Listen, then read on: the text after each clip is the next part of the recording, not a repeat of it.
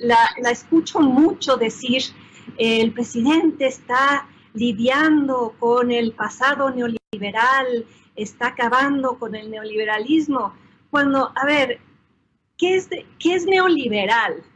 Neoliberal es recortar el tamaño del Estado y reducir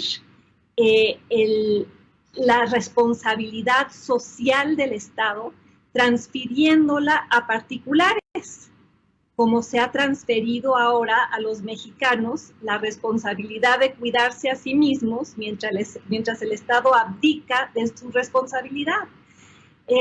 Neoliberal es no incrementar impuestos.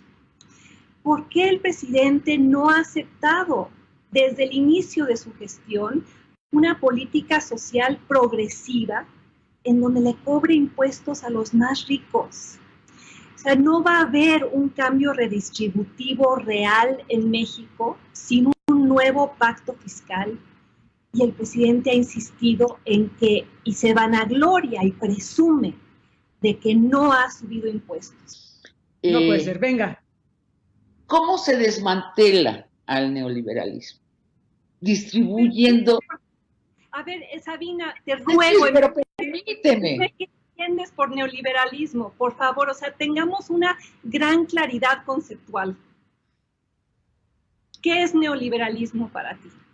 Pues es la desestatización del Estado y colocar sus poderes tradicionales en manos privadas. La teoría del neoliberalismo era que los privados hacían mejor las cosas que el gobierno. Decía Reagan, haciendo eco a Thatcher, el gobierno no es la solución, el gobierno es el problema. Bueno, nosotros ya vimos a dónde nos llevó el neoliberalismo en 30 años, a que el 1% de la población mundial atesore el 50% de la riqueza del planeta y el 50% de la población del mundo tenga solo el 1% de la riqueza. Eso es a lo que se está enfrentando el presidente López Obrador y lo que prometió desbaratar. Además, en la corrupción atroz concomitante que trajo el neoliberalismo. La promesa del neoliberalismo, ¿cuál era?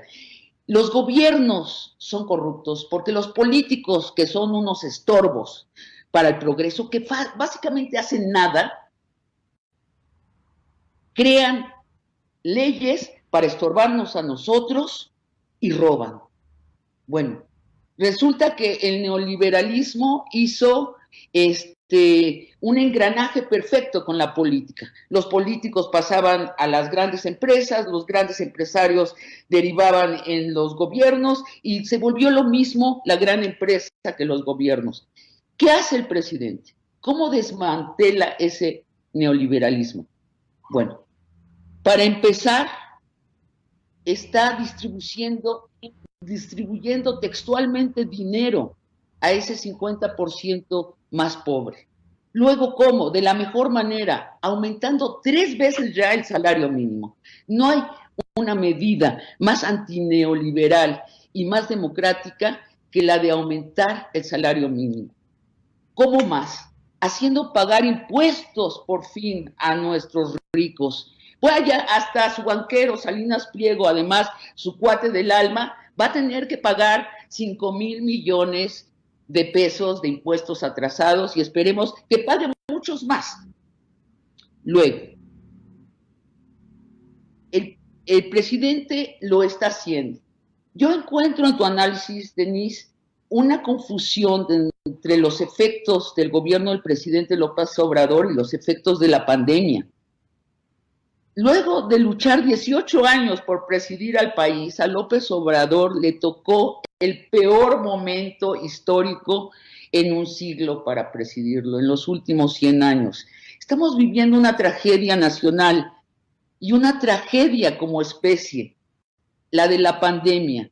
Ya no podemos hablar de macroeconomía, de cifras de macroeconomía con respeto. Esas cifras están totalmente distorsionadas. Bueno, el presidente López Obrador es un caso nuevo en México. Lejos de ser conciliador, en efecto se ha propuesto no serlo. Los que estamos vivos nunca hemos presenciado a un presidente intentar cambiar tan rápido y de forma tan significativa las estructuras que encontró cuando asumió la presidencia. Como candidato habló de cambiar al régimen y creo que nadie le creímos del todo la expresión porque ya la habíamos oído y no había sucedido. Fox usó esa expresión y no cambió al régimen. Calderón usó la expresión y no cambió al régimen. Peña Nieto usó la expresión y tampoco cambió al régimen. Bueno, el presidente López Obrador va a cambiar el régimen, lo está cambiando muy en serio. Y los afectados son muchos y muy serios. Y cuando la gente se ve seriamente afectados sus intereses reales, se pone muy seria, se enoja y mucho. Esa me parece la causal mayor de la polarización que vivimos. Pero se añade el encono de nuestra oposición. Una oposición hasta ahora vacía de relato de porvenir, que ante su propio vacío narrativo no encuentra otro relato más allá de el de satanizar a la 4T. No digo criticar, que es un derecho, no digo oponer otro discurso que debería tenerlo y no lo tiene. La oposición hoy parte de un vacío narrativo que llena satanizando cada cosa grande o minúscula de la 4T. Bueno, yo sí veo a un presidente cambiando un país, cambiando un régimen.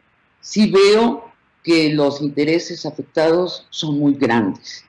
Y eso me parece, sí, la raíz de la polarización exacerbada por la narrativa histérica del no de la oposición.